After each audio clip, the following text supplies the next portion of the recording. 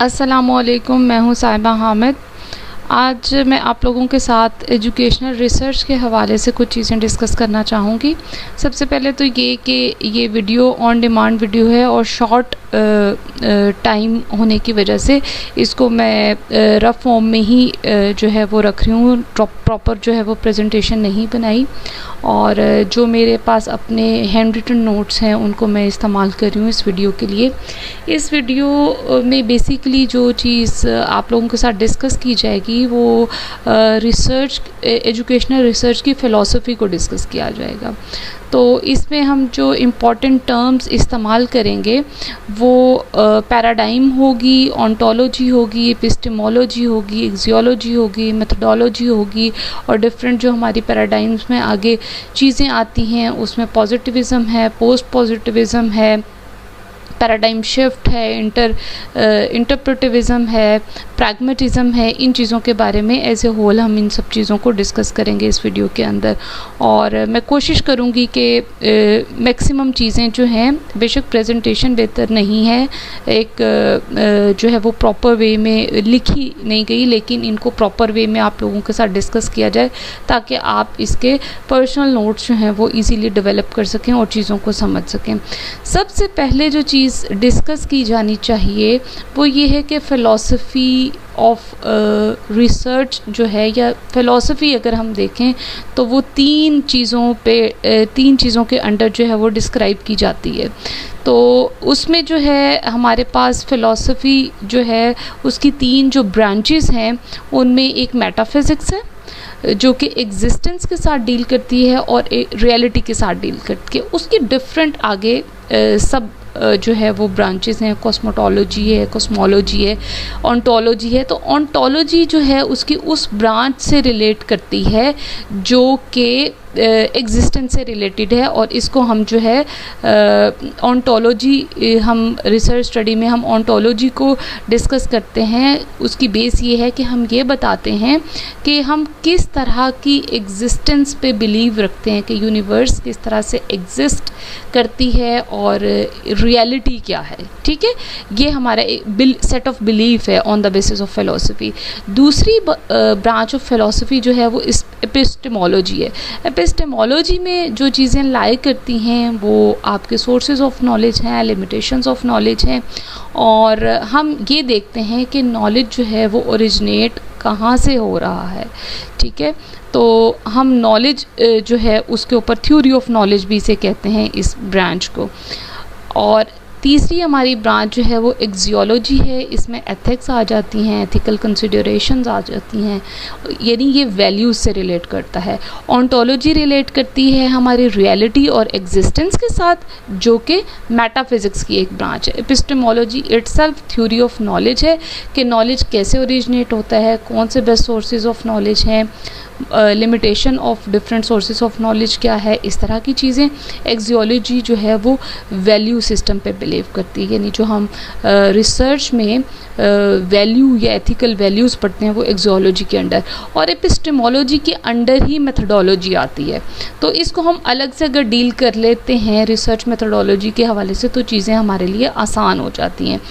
अब ये क्या है, अब इनको हम कहते हैं कि हमारा सेट ऑफ बिलीव जो है related to existence, related to epistemology, axiology and methodology, ये सब मिल के हमें जो है हमारा एक पैराडाइम बनाते हैं। ठीक है जी, पैराडाइम होता क्या है, ये आइडियाज़ हैं, प्रैक्टिसेस हैं और बेसिस हैं जिनकी बेस पे हम जो है वर्ल्ड को देखते हैं। ठीक है, हम हमारे मेंटल इमेजेस हैं, मेंटल पिक्चर है हमारी ये। ठीक है जी, आगे चलते हैं। अब हम एक नज़र रिसर्च को देख लेते हैं कि रिसर्च क्या होती है। रिसर्च जो है, रिसर्च की मुख्तलिफ डेफिनेशंस हैं, उनमें से एक ये भी है, डिलिजेंट एंड सिस्टमैटिक इंक्वायरी और investigation into a subject in order to discover fact और प्रिंसिपल्स। ठीक है जी, ये क्योंकि हम ये जो अब आगे पढ़ रहे हैं ये एजुकेशनल रिसर्च की फ़िलॉसफी पढ़ रहे हैं। फ़िलॉसफी की मैंने आपको बता दिया तीन ब्रांचेस है। मेटाफिज़िक्स है जिसमें से हम ऑन्टोलॉजी को लेते हैं जब हम एजुकेशनल रिसर्च को डिस्कस करते हैं। एपिस्टेमोलॉजी है, उसमें हम थ्योरी ऑफ नॉलेज को डिस्कस करते हैं। फिर और मेथडोलॉजी को हम अलग से डिस्कस कर लेते हैं, लेकिन आती वो भी एपिस्टेमोलॉजी के अंडर है। फिर जो है एक्सियोलॉजी है, जो हम डिफरेंट वैल्यूज़ बनाते हैं रिसर्च की, उसको लेके चलते हैं। तो रिसर्च ये है, एक और पैराडाइम की डेफिनेशन है, within science studies the consensual set of beliefs and the practices that guide a field in typically refer to a paradigm. ठीक है जी, यानी जो हमारे सेट ऑफ बिलीव्स और प्रैक्टिसेस हैं, ज़ाहिर है जो हमारे बिलीव्स होंगे वही हमारी प्रैक्टिसेस का हिस्सा होंगे। वो क्या है, एक जब हम पैराडाइम को अपनी डिफ़ाइन करते हैं तो वो इस चीज़ को बड़े अच्छे तरीके से एक्सप्लेन कर देती है कि हमारे सेट ऑफ बिलीव्स क्या हैं। ठीक है जी, इसलिए पैराडाइम जो है वो उसकी सिलेक्शन जो है वो ज़रूरी है। पैराडाइम को मज़ीद डिफ़ाइन किया गया है, paradigm as system of belief and practices that influence how researcher select both the question they study and the methods and use them in the study. ठीक है। अगर हम एक और डेफिनेशन देखें, या डेफिनेशन नहीं, ये समझने का तरीका आप समझ लें कि पैराडाइम है क्या, a broad framework of perception, understanding, belief with in which theories and practices operate. ठीक है जी, मज़ीद हम इसे देखते हैं, a basis for the comprehension for interpret society social reality, कि सोशल रियलिटी को हम किस तरह देखते हैं।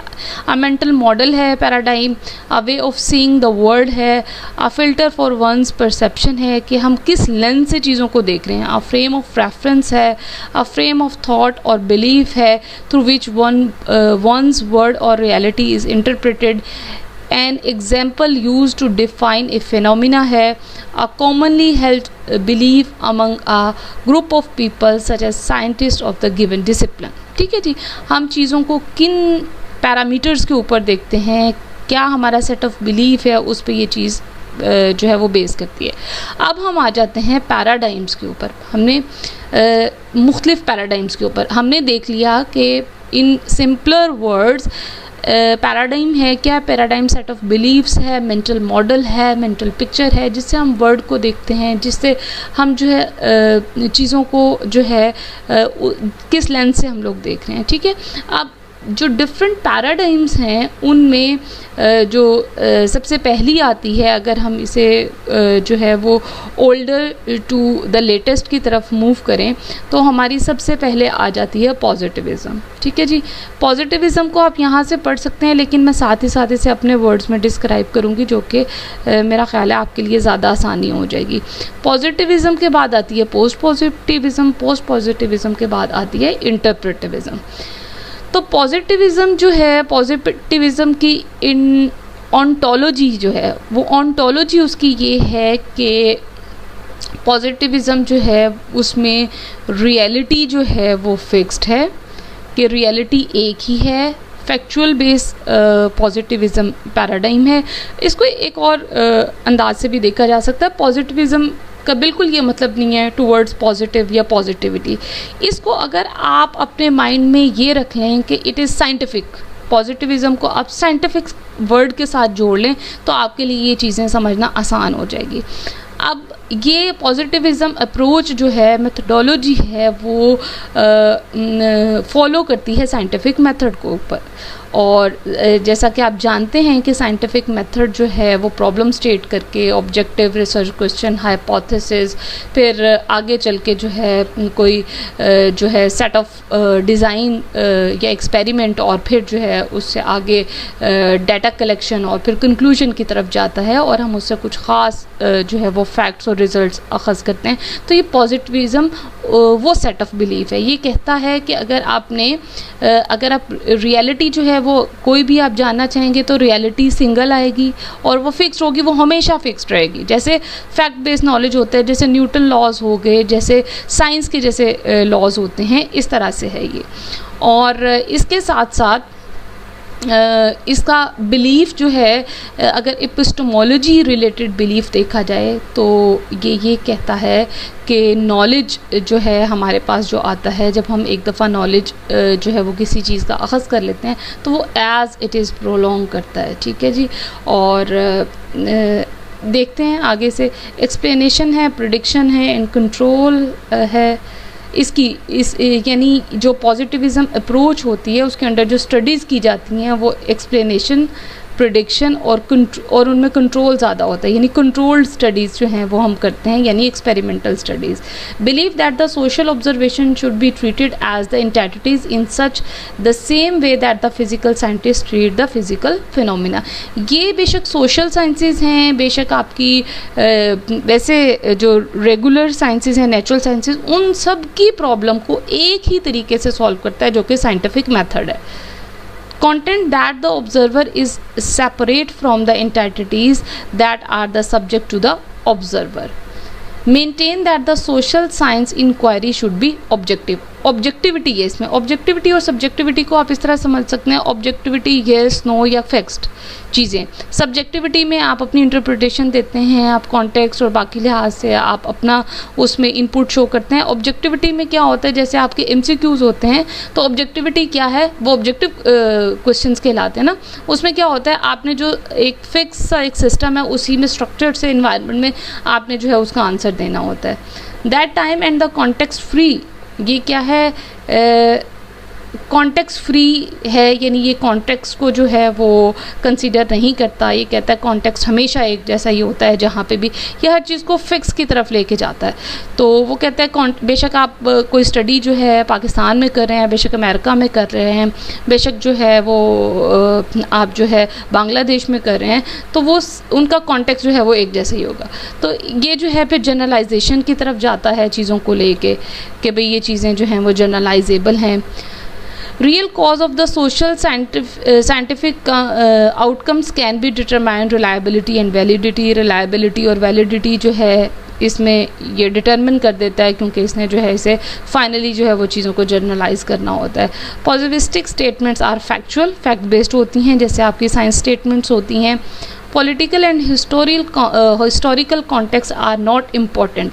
ये वाला जो हमारा पॉजिटिविज़म अप्रोच है, इसमें हम हिस्ट्री बेस्ड चीज़ों को और पॉलिटिकल इन्फ्लुएंसेस को डिस्कस नहीं करते। अब इसके बाद आती है जो हमारी पैराडाइम, और अगर हम देखें तो ये जो हम एडॉप्ट करते हैं क्वांटिटेटिव नंबर्स वाली जो रिलेट टू नंबर करती है हमारी रिसर्च मेथडोलॉजी, जो कि क्वांटिटेटिव रिसर्च है, वो एग्जैक्टली फॉलो कर रही होती है साइंटिफिक मेथड को। तो वो क्या है, वो आपकी पॉजिटिविस्ट पैराडाइम के अंदर आती है, क्योंकि ये जो हमारी ये पॉजिटिविज़म है, ये ऑगस्ट कॉम्ले ने इसे जो है वो डिवाइस किया था, और वो हर चीज़ को साइंस की नज़र से देखता था। और उसका कहना यही था कि तमाम जो भी हम अगर हम किसी प्रॉब्लम का हल निकालना चाहते हैं, तो वो अल्टीमेटली उसका जो हल निकलेगा वो जो है वो फिक्स्ड होगा। उसे बार बार जब हम रेप्लिकेट करेंगे तो एक ही जैसे आंसर आएंगे, क्योंकि उसने इस चीज़ को फिक्स किया हुआ था कि कॉन्टेक्स्ट फ्री है चीज़ें, और वो जनरलाइजेबिलिटी पे यकीन रखता था। फिर जो है पोस्ट पॉजिटिविज़म। अब पोस्ट पॉजिटिविज़म क्यों आया? पोस्ट पॉजिटिविज़म की ज़रूरत इस वजह से पड़ी क्योंकि चीज़ें जो है वो कॉन्टेक्स्ट बेस्ड हो रही थी। बहुत जैसे कि साइकोलॉजिस्ट थे और आपके जो है सोशल साइंसेस रिलेटेड जो प्रैक्टिशनर्स थे रिसर्च के, उनका कहना ये था कि हम चीज़ों को कॉन्टेक्स्ट फ्री नहीं रख सकते, तो और हम जो है बिल्कुल फैक्चुअल बेस्ड नॉलेज नहीं दे सकते, वो कॉन्टेक्स्ट टू कॉन्टेक्स्ट वेरी करता है। और बहुत सारी स्टडीज़ ऐसी होती हैं जिनमें ये जानना ज़्यादा ज़रूरी नहीं होता कि उन्हें हमने जनरलाइज करना है या नहीं करना।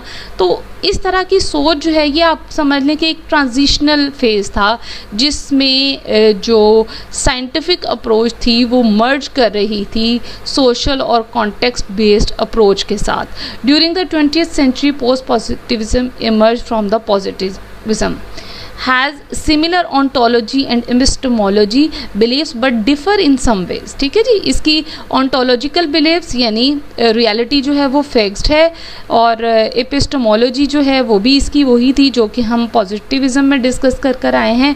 तो इस तरह से जो है लेकिन इसमें ये वाला एलिमेंट आ गया कि भाई सिर्फ यही तरीका नहीं होना चाहिए प्रॉब्लम्स के हल के लिए, कोई और तरीका भी होना चाहिए। Truth produce by the positivist paradigm is simply our believe in truth और द करंट टेस्टेड हाइपोथेसिस। वो कहते हैं हमारा सिर्फ इसी के ऊपर बिलीफ होता है कि हम करंटली जो टेस्ट करते हैं हाइपोथेसिस के ऊपर, scientific theories can not be proven true. ऐसा भी हो जाता है बाज़ दफ़ा कि साइंटिफिक थ्योरीज जो है वो प्रूव नहीं हो रही होती। Every scientific statement must remain tentative for ever. एक टेंटेटिव ही रहती है हमेशा, हालांकि जो है वो कॉन्टेक्स्ट बदलता जाता है। अब क्या हुआ, जब ये एक ट्रांजिशन फेज से ये चीज़ निकली और ज़्यादा लोगों ने उस पैराडाइम पे बिलीव करना शुरू किया कि चीज़ें जो हैं वो कॉन्टेक्स्ट बेस होनी चाहिए, तो फिर जो है ऑन्टोलॉजिकल और एपिस्टेमोलॉजिकल जो हैं वो चीज़ें जो हैं वो बदली और एक नई पैराडाइम जो कि इंटरप्रेटिविज़म पैराडाइम थी उसकी वो जो है वो इमर्ज हुई। और इसमें ज़्यादातर हाथ हमारा जो है वो सोशल साइंटिस्ट का है, सोशल रिसर्चर का है, साइकोलॉजिस्ट का है कि उन्होंने पॉजिटिविज़म को रिजेक्ट कर दिया पूरी तरह। पोस्ट पॉजिटिविज़म में क्या था कि उन्होंने पार्शली रिजेक्ट किया था या पार्शली उन्होंने अपनी प्रॉब्लम दी थी, लेकिन इंटरप्रेटिविज़म वालों ने कम्प्लीटली कि ये तरीका ही ठीक नहीं है, इस तरीके को बदलना चाहिए। ये है जी interpretivist, reject the positivism, argue for the superiority of construction realism। ठीक है, reality differs from person to person. ये क्या है, reality differ from person to person, या उसका ऑन्टोलॉजिकल बिलीफ है। ऑन्टोलॉजी जो है वो डिफरेंट है, इसकी मल्टीपल रियलिटीज़ हैं। रियलिटी इज़ इंडिविजुअली कंस्ट्रक्टेड, इंसान जो है वो कंस्ट्रक्ट करता है रियलिटी को। Reality emerge through consciousness and without consciousness word is meaningless. Time and context free, ये वाली जो अप्रोच है, पैराडाइम है इंटरप्रेटिविस्ट, वो कॉन्टेक्स्ट फ्री है और जनरलाइजेशन भी इसमें भी नहीं है, टाइम भी नहीं है और generalisation are neither describe nor possible. It is the value bound, ये वैल्यू बाउंड है। ये इसमें एथिकल कंसिडरेशन अगर आप देखें तो ज़्यादा होती हैं, एथिकल कंसिडरेशंस उधर भी होती हैं, एक्सोलॉजी उसकी भी है, लेकिन it is more value related. Impossible to differentiate fully cause and effect. ठीक है जी। Logic follow from specific to general, यानी इंडक्टिव इन नेचर है। Knower and known can be separated, subjective knower is only the source of reality. अब क्या है जी, उसमें ये था, उसमें हमने रिसर्चर का रोल नहीं देखा। रिसर्चर का रोल जो था वो जो था ऑब्जेक्टिव था। रिसर्चर जैसे भी कोई क्लेम करता है, जैसे भी नंबर्स क्लेम करते हैं, स्टैटिस्टिकल रिजल्ट्स क्लेम करते हैं, वो उस तरह से उन्हें बयान करता है। लेकिन यहाँ पर क्या है, क्योंकि रिसर्चर जो है वो पार्ट ऑफ रिसर्च है, वो इन डेप्थ जाके चीज़ों को स्टडी कर रहा होता है इस रिसर्च के अंदर, इस पैराडाइम के अंदर। तो क्या है, रिसर्चर का रोल जो है सब्जेक्टिव है, वो अपनी इंटरप्रिटेशन भी देता है चीज़ों को डिस्क्राइब करने के साथ साथ। ये हमारी बिलीफ है जो कि रिलेट करता है क्वालिटेटिव स्टडी के साथ। ये इम्पॉर्टेंस देता है कि नंबर जो हैं वो पूरी तरह से चीज़ों को डिस्क्राइब नहीं करते, जो कि पॉजिटिविस्ट अप्रोच है, क्वांटिटेटिव अप्रोच है। इनका कहना ये है कि वर्ड्स जो हैं वो ज़रूरी होते हैं, अल्फाज बयान करते हैं चीज़ों को बेहतर तरीके से। तो ये दो डिफरेंट पैराडाइम्स जो है, इनको आप कंट्रास्ट में भी देख सकते हैं, डिफरेंट जगह से पढ़ सकते हैं और इन बेसिस पे अपने नोट्स भी डेवलप कर सकते हैं। पॉजिटिविज़म, इंटरप्रेटिविज़म। पोस्ट पॉजिटिविज़म जो है वो उसकी ट्रांजिशनल फेज़ है। एक और, क्योंकि ये ऑन डिमांड वीडियो है, इसको मैंने उतना ही रखा है जितनी हमारे कोर्स की डिमांड थी या जिस पर्सपेक्टिव से मैंने बनाई है। लेकिन एक और पैराडाइम है जो कि प्रैग्मेटिज्म है। प्रैग्मेटिज्म जो है वो जो पैराडाइम है वो हमें लेकर जाती है मिक्स मेथड अप्रोच की तरफ, कि हमारे कुछ सेट ऑफ बिलीव्स जो हैं वो पॉजिटिविस्ट वाले होते हैं, कुछ सेट ऑफ बिलीव्स जो हैं हमारे इंटरप्रेटिविज़म वाले होते हैं। तो हम जो है अपना डाटा जो है वो क्वांटिटेटिवली जो है वो निकालते हैं किसी रिसर्च प्रॉब्लम के सोल्यूशन के लिए, और फिर जो है हम उसको जो है लेके जो है क्वालिटेटिव अप्रोच की तरह चलते हैं और इंटरव्यू करते हैं और इस तरह से। तो वो एक प्रैग्मेटिज्म एक और पैराडाइम है। अगर आप उसे देखना चाहें तो नेक्स्ट मज़ीद वीडियोस में मैं डिस्कस कर सकती हूँ। Thank you so much. Hopefully ये वीडियो जो है जिस मकसद के लिए बनाई गई है, मकसद को पूरा कर रही होगी। Thank you. अल्लाह हाफिज़।